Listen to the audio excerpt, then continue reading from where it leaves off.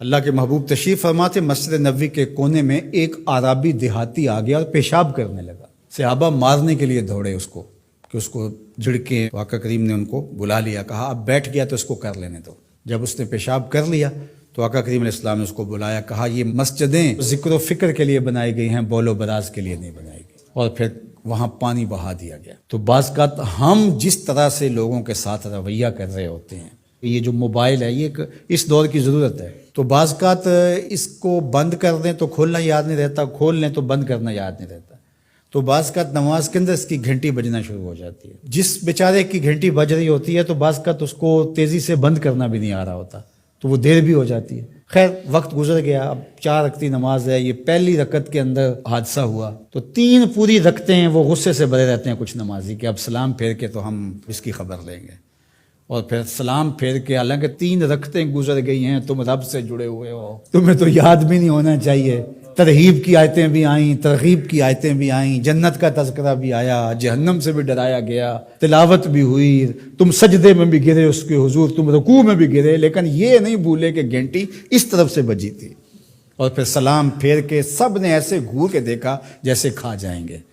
اب اس کو دیکھیں اور اس پیشاب کرنے والے کو دیکھیں، اپنا عمل دیکھیں اور رسول اللہ کا عمل دیکھیں ہم کہاں کھڑے ہیں۔ اور اسی لیے تو لوگوں نے بھگا دیا ہے مسجدوں سے لوگوں کو کہ جو مذہبی طبقہ اس کا رویہ کتنا سخت ہے۔ میں نے تو یہ دیکھا ہے کہ ایک چیز ہے جس کا تعلق دین سے اس طرح سے نہیں ہے، طریقہ کار سے ہے، تنظیمی طریقہ ہے، طریقت کا طریقہ ہے، آپ کا تربیتی طریقہ ہے، اور اگر کوئی بندہ اس طریقے کو اختیار نہیں کرتا تو اس کو مسلمان نہیں سمجھتے۔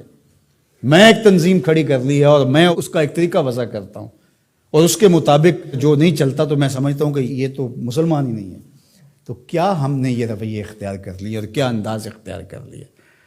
میں تو سمجھتا ہوں کہ اس وقت سب سے بڑا مسئلہ یہ ہے کہ منبر و محراب کے لوگوں کا بھی فہم دین ناقص ہے۔ فہم دین ناقص ہے تو پھر کس طرح دین فروغ پائے گا؟ تو یہ ضرورت ہے کہ دین کو سمجھنا۔ تو شیطان کے طریقے ہیں، وہ علماء کو الگ ٹریٹ کرتا ہے، جاہلوں کو الگ ٹریٹ کرتا ہے، متکبر کو الگ ٹریٹ کرتا ہے، منکسر المزاج شخص کو الگ ٹریٹ کرتا ہے، اور ہر ایک کے لیے اس نے الگ الگ چیزیں رکھی ہوئی ہیں، ہر ایک کے لیے الگ پیکج ہے اس کے پاس۔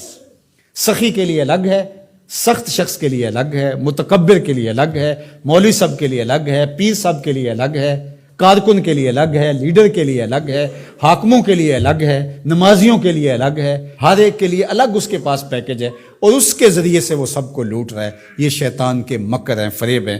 یا ایھا الناس کلوا مما فی الارض حلالا طیبا ولا تتبعوا خطوات الشیطان، اور شیطان کے قدموں کی پیروی نہ کرو۔ یہاں یہ خطوہ کی جمع ہے، قدم کی پیروی نہیں، قدموں کی پیروی نہ کرو۔ معلوم ہوا کہ شیطان کے پاس ایک چال نہیں ہے، اس کے پاس بڑی چالیں ہیں، وہ بڑے بڑے طریقے سے لوٹتا ہے، بڑے بڑے مکر سے لوٹتا ہے۔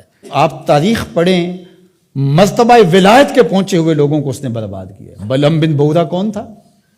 مستجاب الدعوات ولی تھا نا، لیکن کہاں لڑک کے چلا گیا۔ اس لیے ہمیشہ اپنا محاسبہ کرتے رہنا چاہیے۔ شیطان ادھر سے بھی حملہ آور ہو سکتا ہے، ادھر سے بھی ہو سکتا ہے، آگے سے بھی ہو سکتا ہے، اور اس نے اللہ کے حضور قسم کھائی تھی وَبِعِزَّتِكَ لَأُغْوِيَنَّهُمْ أَجْمَعِينَ، تیرے سامنے یہ بات قسم کر کے کہہ رہا ہوں کہ میں تیرے بندوں کو تیرے تک نہیں آنے دوں گا، ان کے دائیں سے آؤں گا، ان کے بائیں سے آؤں گا، آگے سے آؤں گا، پیچھے سے آؤں گا، چاروں طرف سے حملہ۔ کدھر بھاگیں گے؟ اللہ اکبر۔ ظالم 2 راستے بھول گیا، اوپر والا اور نیچے والا۔ جب بندہ دعا کے لیے ہاتھ اٹھاتا ہے یا سر سجدے میں رکھ دیتا ہے، شیطان کچھ بھی نہیں کر پاتا۔